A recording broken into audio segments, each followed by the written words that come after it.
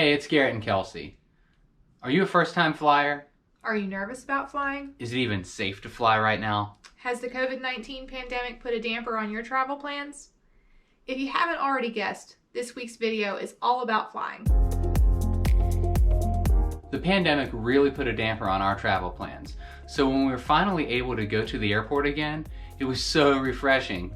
And we really got to see things through like a first-timer's eyes. In fact, I have several friends and family who have flown for the first time recently or are going to fly for the first time, and the airport experience can be an overwhelming one. I know it was for us at the beginning. So while this is a first-timer's guide, if you need a refresher and you haven't been to the airport in a while, this is a great video for you. Just to be clear, we're talking about domestic travel in this video, which means travel within the United States. So let's go. The very first question you might ask yourself is it safe to fly right now? And our answer is, yeah, absolutely. Airports, airlines, all airline-related businesses are all struggling right now, and they need us to help prop them up. So they're taking extra precautions to keep you and me as safe as possible while we're in the airport or in the air. This is also a great time to fly if you've never done it before, because airports are far less packed than they normally are. So it makes it a lot easier when navigating unfamiliar territory. You need to know a bit of lingo to get started. TSA, Transportation Security Administration. These guys are the folks who will operate the security area of all airports in the United States. Checked bag. This is a bag that you turn over to your airline to be transported in the belly of the plane to your destination. Check your airline's website for checked bag fees and size and weight limitations. Carry-on. This is the bag that you actually carry on to the airplane.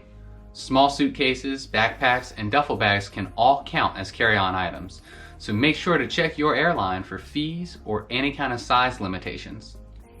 Check-in. Check-in happens usually anytime within 24 hours of your flight time. With most airlines, you can complete check-in on their app. This also allows you to obtain your mobile boarding pass. Boarding pass. This is your actual ticket to get onto the plane. Most airlines offer mobile boarding passes now when you check in through their app. If apps aren't for you, there are still plenty of full-service check-in spaces available at the counter. If you're checking any of your bags, you're going to need to visit the check-in counter anyway. Feel free to take a screenshot of this if you need a refresher when you actually get to the airport. Before your trip, you obviously got to pack your bags. So that can be a real challenge, especially if you don't know what is allowed and what's not. The TSA website has everything you need to know, but I prefer their app. My TSA is the app that's available for free in your app store and gives you all the information you need to pack, prepare, and travel, all with convenient tabs for easy access. The Can I Bring tab is my favorite. It has most anything you can imagine on it and is completely searchable. If you're thinking of bringing it on the plane, chances are someone else has too. There definitely are some interesting items that people have tried to take on the plane. Within the app, you can also find wait times for your airport, access to helpful travel checklist, identification requirements, and more. There is a special liquids rule that TSA calls the 311 rule. And to touch on that, TSA currently allows only one quart bag of liquids, including aerosols, creams, and other things like that, in quantities of 3.4 ounces or 100 milliliters or less in your carry-on. I really struggle to fit all of my toiletries and hair products and other things into a single quart bag to go into my carry-on. So we usually check our bags because that rule does not apply to your checked bags. Also, keep in mind that the containers must be the correct size.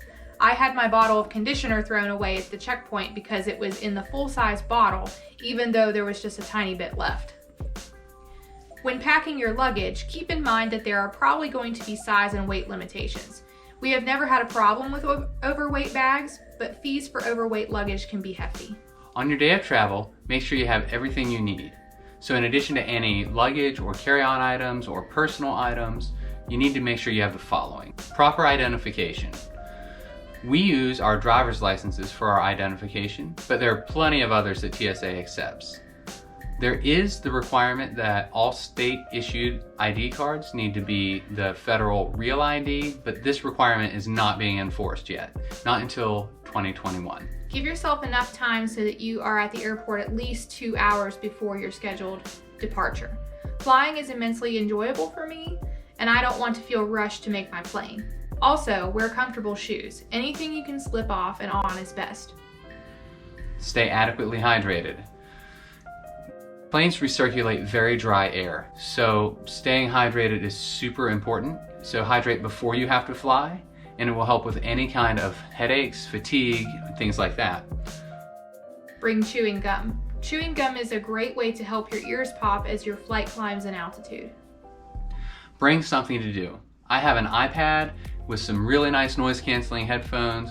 I have whole flights that I didn't even know there was a crying baby on. I usually download a couple episodes of whatever Netflix show I'm working on at the time. The flight noise and boredom just melt away.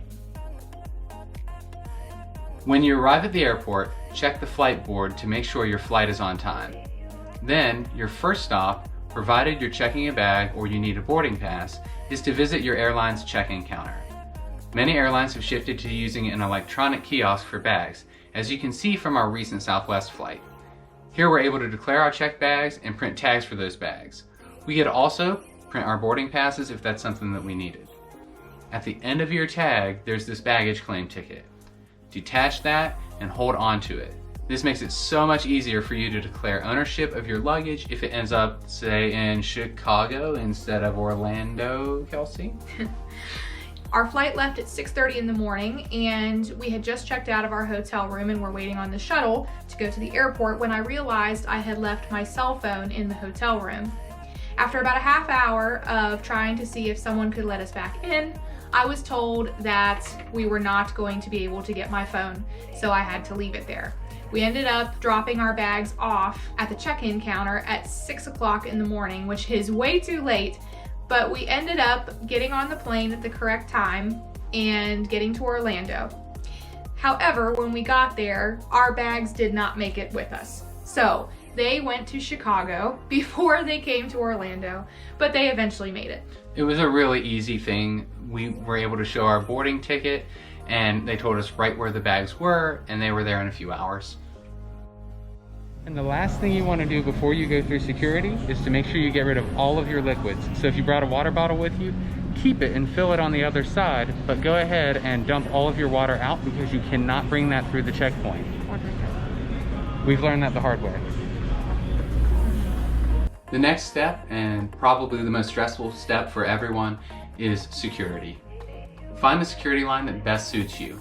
Now, some larger airports have multiple security checkpoints based on your departure gate or just based on traffic flow. When you arrive at security, you'll need your identification for the agent, and you also need to remove your shoes, your belt, anything and everything from your pockets, whether it's metal or not.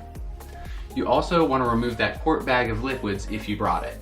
Any electronics larger than a cell phone also will have to go onto this conveyor belt, and it will get sent through and processed through their machines. It's a good idea to put small valuables like your cell phone or wallet into your bag, and that way that just keeps them safe in case there is a holdup when you go through. You then enter a full body scanner, and it is a lot less intrusive than its name lets on. Lots of airports have a tram, bus, or some other mode of transportation that you will take within the airport. This can transport you from the secure area to the general areas of the airport, or between terminals, or anywhere else. If you are unsure of anything, always ask an employee. The final step before your flight is to get to your gate before boarding. Airlines use several different methods to complete the boarding process, so just be sure you are at your gate at the boarding time. Take some time to grab a snack, a full meal, or just watch some planes.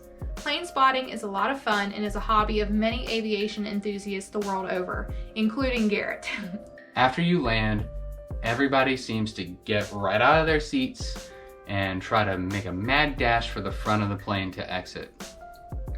For us, that's not a tactic that's ever really seemed to work. So we just basically wait our turn. When it is our turn, we just grab our baggage and out we go. Super simple. If you're connecting to another flight, be sure to check the flight board once you get into the concourse and head to that area. The baggage handlers will take all of your luggage from the belly of the plane you were just on to the belly of the next plane that you have to get on, so you don't have to worry about it at all. If you're at your final destination, you can go to baggage claim where the handlers will drop off your bags for you. Pro tip, don't use the restroom right beside where you unload from the plane. Usually it is very crowded, and if there's another plane nearby that has just unloaded their passengers, you will have a very long wait ahead of you. There are plenty of other restrooms, and you don't have to rush to baggage claim. They have to take many steps before they ever even get your luggage unloaded and onto the conveyor belt to get to you. So take your time, go to the bathroom elsewhere. When going for your bags, you have plenty of time between the time your plane arrives and when you have to go get your bags. The airline will hold on to your bags for as long as it takes you to get there. We really hope that this video has helped you as you prepare to fly. Remember, all airports are different and have different layouts, so if you get confused or need help, be sure to ask somebody. Did this video help you? Do you have any experiences flying during the pandemic? If so, let us know down below in the comments. Thanks for watching. Bye.